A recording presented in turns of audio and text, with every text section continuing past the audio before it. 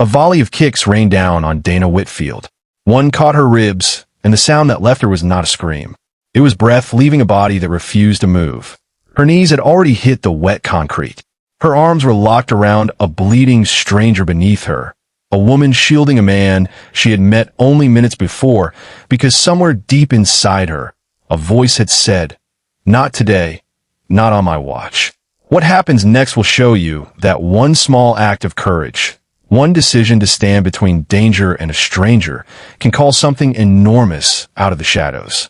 Stay with us, because in 30 minutes, 500 bikers rolled into a quiet Montana town, and nobody there ever forgot what kindness looks like when it finally shows its teeth.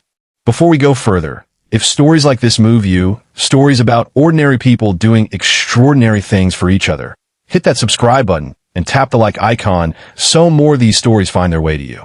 Drop a comment and tell us where you're watching from tonight, because this community, this channel, Kindness Waves, exists for exactly this reason. To remind all of us that kindness is not weakness. It is the strongest thing a human being can offer another human being.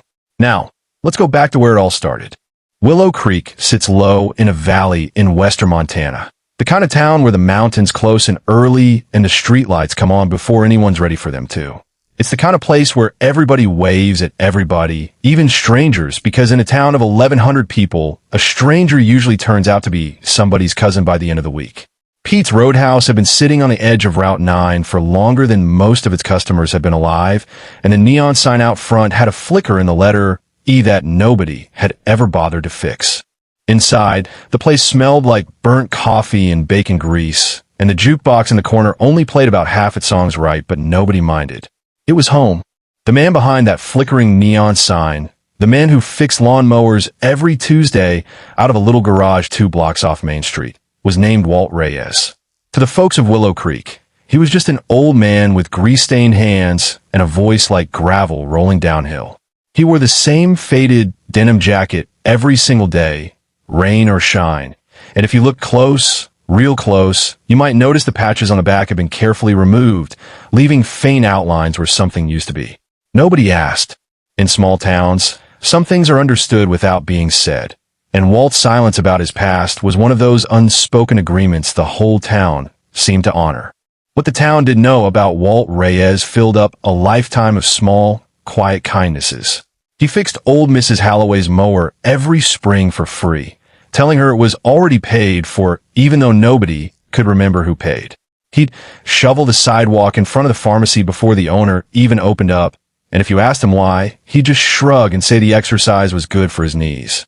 When the Nguyen family's restaurant flooded 2 winters back, it was Walt who showed up at 6 in the morning with a shop vac and 3 of his friends nobody had ever seen before, men with long beards and leather vests who worked in silence and left before the sun was fully up. The town whispered about that for weeks, but Walt just kept fixing lawnmowers on Tuesdays like nothing had happened. Dana Whitfield was not from Willow Creek. She'd rolled into town 3 days before that night in the parking lot, driving a beat-up sedan with Oregon plates and a duffel bag that held everything she owned. She was 26, sharp-eyed, quick to laugh, but quicker to notice when a room went quiet in a way that meant trouble. She'd grown up bouncing between foster homes in Portland, learning early that the world didn't know her softness, so she'd better learn to survive without it. But somewhere along the way, in group homes and shelters and the back seats of cars she'd slept in more nights than she cared to count, Dana had learned something else too. She'd learned that the smallest kindness, a sandwich handed over without being asked, a blanket left on a park bench, a stranger who simply didn't look away, could feel like the whole world tilting back onto its axis. She never forgot those moments. And somewhere along the way, she decided that if she ever had the chance to be that person for somebody else, she would take it, no matter the cost. That night, she'd stopped at Pete's Roadhouse for a cup of coffee and a plate of fries, just trying to warm up before finding somewhere to park for the night. She noticed the old man sitting alone at the counter, nursing a coffee that had probably gone cold an hour ago, and she noticed the 3 men who walked in behind her, loud, restless, looking for trouble the way some men look for trouble when they've had one drink too many and nothing left to lose. Cole Ashford was the loudest of them. 29 years old, built like a linebacker who'd let himself go soft in all the wrong places, with a chip on his shoulder the size of the whole state of Montana. Cole had grown up hearing stories about bikers who used to run through this valley decades ago. Stories that had gotten twisted and exaggerated with every retelling until Cole believed, somewhere in his gut, that beating up an old man in a leather jacket would make him a legend. Cole had seen Walt's motorcycle outside, a vintage machine that Walt had rebuilt himself piece by piece over the better part of 2 decades. It wasn't just a bike. It was a memory made of chrome and steel, every scratch and dent a story Walt never told anybody. Cole didn't know any of that, and even if he had, it probably wouldn't have mattered to him. What mattered to Cole was an audience, and by the time he and his 2 friends stumbled out into the parking lot behind Walt, they had won because Dana had followed, worried about the strange, tense energy she'd felt building inside the roadhouse. What happened next happened fast, the way real trouble always does. Cole and his friends surrounded Walt in the parking lot, and one of them, laughing, shoved the old man hard enough that he stumbled against his own motorcycle. That was when something in Cole snapped loose, some ugly need to prove himself, and he brought his boot down on the bike's gas tank. The vintage tank keyed open in one long silver scar, and oil began weeping onto the rain-slicked lot like the bike itself was bleeding. Walt didn't move. He didn't shout. He simply stood there, chest rising slow, and his eyes started counting exits, counting angles, counting everything except the anger that most men would have let loose in that moment. Dana didn't think. She never claimed to be brave, not before that night, and not after it either, but something in her simply refused to let it happen the way it looked like it was about to happen. When Cole turned his attention fully on Walt, drawing back for something worse than words, Dana stepped between them. Not with fists raised, not with some movie hero speech, but with her whole body, planting herself in the space where the danger was about to land. That was when the first kick came, and then another, and Dana went down onto the wet concrete, curling herself around the old man like she could somehow absorb whatever was coming next so he wouldn't have to. The sound that left her when the kick caught her ribs was not a scream. It was breath leaving a body that had made a decision faster than fear could stop it, a body that had decided, in less than a heartbeat, that this old man's safety mattered more than her own comfort. More than her own safety, maybe more than anything else in that moment. She wrapped her arms around him, felt the warm slick of blood she didn't yet understand wasn't hers alone, and she held on. Cole stood over the 2 of them, grinning the ugly grin of a man who believed he'd already won, sneering something about grandpas and their toys, about old men and their little motorcycles that didn't mean anything anymore. He was so certain of his own power in that moment, so certain that fear was the only currency that mattered in that parking lot. What he didn't understand, what men like Cole rarely understand until it's far too late, is that kindness has its own kind of power, and sometimes it moves slower than fear, but it moves further. Walt answered him with 4 words, flat as a closed door. Walk away. Last time, Cole laughed in his face. What nobody in that parking lot knew, what nobody in Willow Creek had ever known, was what Walt Reyes carried underneath that faded denim jacket. And it wasn't a weapon, though there had been a time in his life when it might have been. What he carried was a phone, an old flip phone he kept charged out of habit more than necessity, and a single number saved under a single name. Preacher. Walt hadn't touched that number in almost 15 years. He'd built a whole quiet life in Willow Creek, specifically so he'd never have to touch it again. But as he lay there on the wet concrete a moment later, Cole's boot finally connecting with something more than metal, Walt reached beneath his jacket with a hand that hadn't shaken like that in a very long time, and he made the call. To understand what happened in the next 30 minutes, you have to understand who Walt Reyes really was before he became the quiet man who fixed lawn mowers on Tuesdays. 30 years earlier, Walt had ridden with a chapter of the Hells Angels out of Billings, a brotherhood built not on the violence people assumed from the outside, but on something the outside world rarely bothered to see: absolute, unbreakable loyalty. Walt had spent a decade of his life responding to calls in the middle of the night, riding hundreds of miles to stand beside a brother in trouble, because that was the code. You showed up, no matter what, no matter the hour, no matter the cost. When Walt finally hung up his colors and moved to Willow Creek to build a quiet life, he thought he was leaving that world behind. What he didn't realize, what none of the old riders ever fully realize, is that the code doesn't retire. It just goes quiet, waiting. The call that went out that night didn't stay quiet for long. Preacher, the man who answered Walt's call, was now the road captain of a chapter 3 counties over. And when he heard Walt's voice, strained and low, saying only that he needed backup and giving the address of Pete's Roadhouse. Preacher didn't ask a single question. He simply said, "We're coming," and hung up. And then he made 4 more calls, and those 4 men made 4 more calls each, and within minutes, phones were ringing in garages and kitchens and bars across 3 counties, old riders pulling on jackets they hadn't worn in years, engines turning over in the dark, headlights cutting through the Montana night from every direction, all of them converging on a little town most of them had never even heard of, because somewhere out there, a brother was down, and the code doesn't ask why. It only asks how fast. Back in the parking lot, Dana was still curled around Walt, blood soaking into the knees of her jeans, when Cole's friends finally started to hesitate. There's a particular kind of silence that settles over a crowd when cruelty stops being fun and starts feeling like something that might not walk away from clean, and that silence was creeping into the parking lot even before the first headlight appeared on Route 9. Cole, though, hadn't noticed it yet. Cole was still riding the high of feeling powerful, still convinced that an old man and a stranger bleeding on wet concrete were the whole story. He was wrong. It started as a low rumble, the kind of sound you feel in your chest before you ever hear it with your ears, a vibration rolling up through the concrete of the parking lot like the earth itself was clearing its throat. Then came the first headlight, cutting through the rain, then 2, then a dozen, then more than anyone standing in that parking lot could count.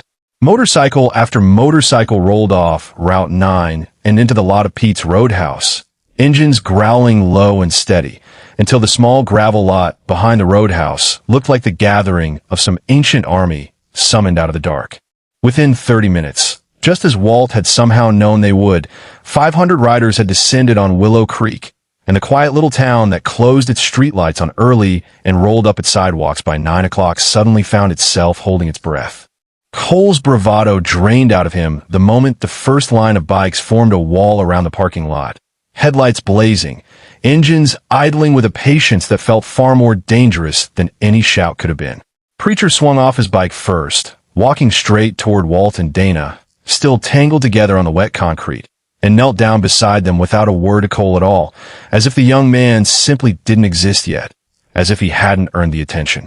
Preacher checked Walt's ribs, checked the cut on Dana's forehead she hadn't even noticed she had, and only then did he stand back up and turn to face Cole Ashford, and the silence that followed felt louder than anything that had happened in that parking lot all night. "You did this," Preacher said, and it wasn't a question. Cole tried to find his voice, tried to summon back some fragment of the swagger that had gotten him this far, but it had nowhere left to go. 500 riders don't need to raise a fist to make a point. They simply need to exist, solid and unmoving, in the space where cruelty had expected to walk away clean. What happened next surprised almost everyone watching, including some of the riders themselves. Preacher didn't call for violence. He didn't call for revenge. He turned instead to the small crowd that had gathered at the edges of the parking lot, the town sheriff arriving late and wide-eyed, a few roadhouse regulars who'd stepped outside to see what all the noise was, and he simply said, "We're not here to start a war. We're here because a brother called, and a stranger bled protecting him, and that means something in our world." That's the whole story. The sheriff, a man named Ruiz who'd served Willow Creek for almost 20 years, took one look at the scene, at Dana still cradling Walt's head in her lap, at the oil pooling black and slick beneath the ruined motorcycle, at Cole standing pale and shaking in the glow of 500 headlights, and he made his arrest without a single shot fired, without a single further blow landed. Cole Ashford and his 2 friends were taken into custody that night, and word would later spread through the county that Cole had tried, weakly, to claim the bikers had threatened him into confessing. Nobody believed it, least of all the county prosecutor, who had 11 different phone videos taken by roadhouse regulars showing exactly what had happened before a single motorcycle ever arrived. But the real story of that night, the one that Willow Creek would talk about for years afterward, wasn't really about Cole Ashford at all. It was about what happened after the sheriff car pulled away with him in the back seat, after the ambulance had checked Dana and Walt and cleared them both to go home with nothing worse than bruised ribs and a few stitches. It was about the 500 riders who didn't just climb back on their bikes and vanish into the night the way the town half expected them to. They stayed.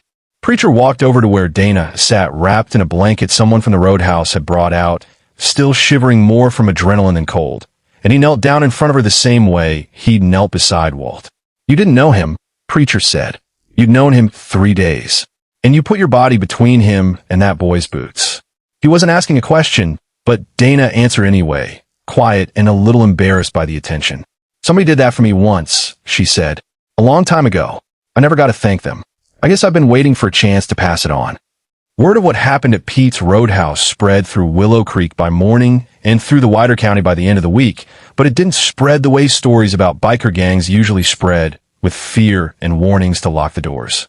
It spread as a story about a stranger who'd risked her own body to protect an old man she barely knew, and about an old man whose decades of quiet kindness had built him a family so loyal that 500 of them dropped everything in the middle of the night to answer a single phone call.